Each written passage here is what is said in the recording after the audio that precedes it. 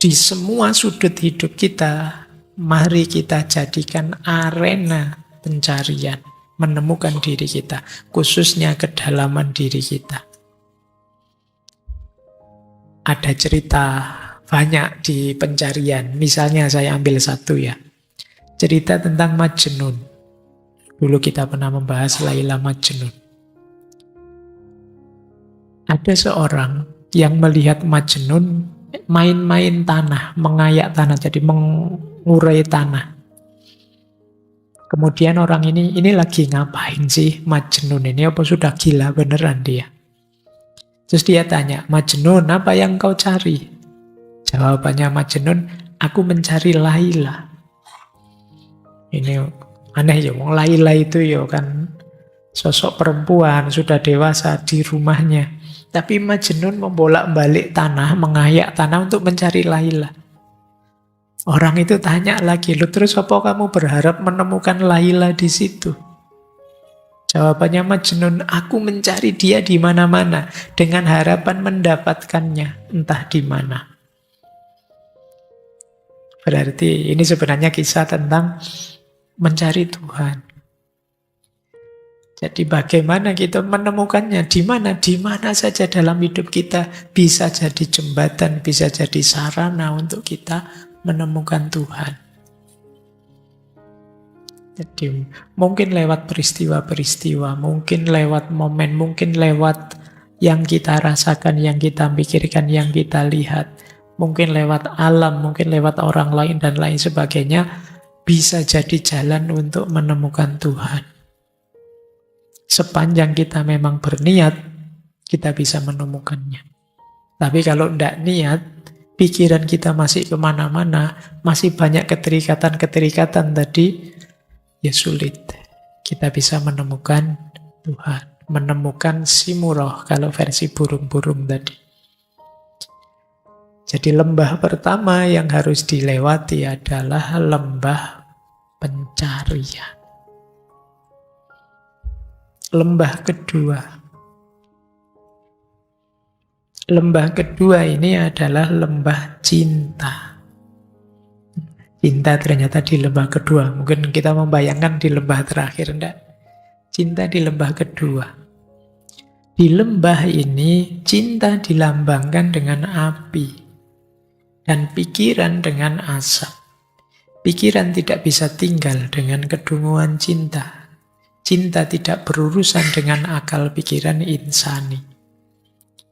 Jadi ini paragraf pertama ini, Syekh Athar ingin menegaskan, orang jatuh cinta itu mungkin yang keluar dari mulutnya, yang dilakukan oleh tingkah laku anggota tubuhnya, kadang tidak masuk akal. Tapi memang itulah cinta. Kalau masih kalkulasi akalnya jalan, ya biasanya masih belum cinta. Kadang-kadang tidak masuk akal. Kok mau-maunya kamu bikinin skripsimu diri belum selesai. Tidak masuk akal. Tapi itulah cinta. Jadi kadang-kadang tidak, kalau kamu sendiri kuliah mungkin males, tapi begitu disuruh jemput, aku besok pagi kuliah, jemput ya, kamu bisa. Kan tidak masuk akal.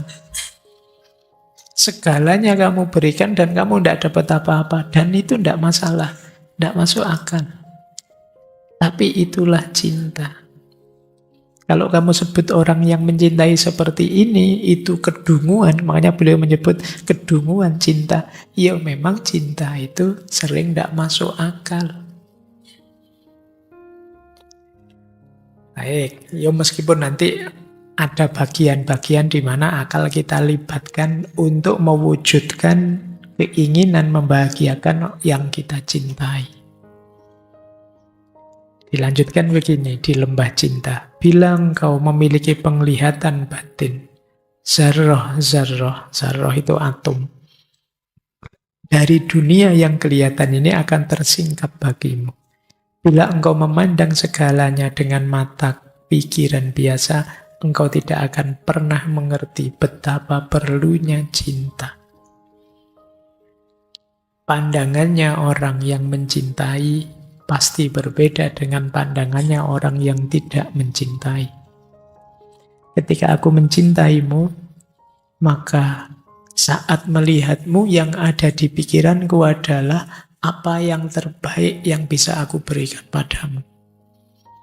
Meskipun itu mungkin menggangguku, meskipun itu mungkin tidak nyaman padaku, tapi asal itu membahagiakanmu, tidak masalah. Ini pandangannya orang yang mencintai. Aku pingin begini sih, tapi dengan mempertimbangkan dirimu, sudahlah, tidak usah saja. Aku seneng nyanyi sih, tapi dengan mempertimbangkan kau mesti terganggu oleh suaraku menyanyi, sudah aku tidak usah nyanyi. Ini orang mencintai.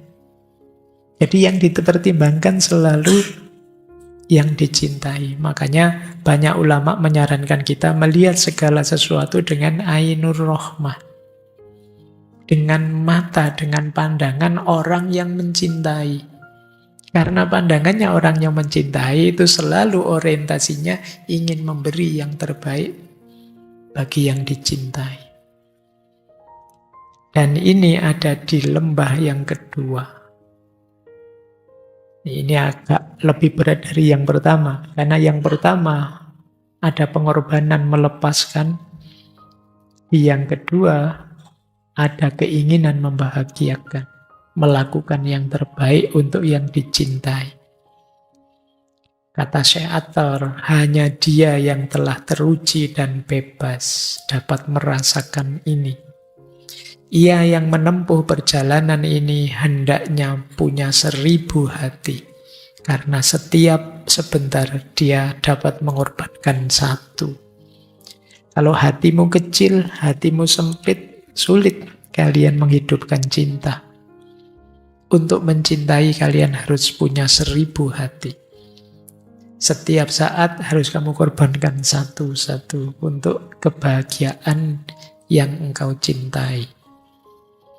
Ini lembah kedua. Perjalanannya tambah berat. Perjalanan di lembah ketiga.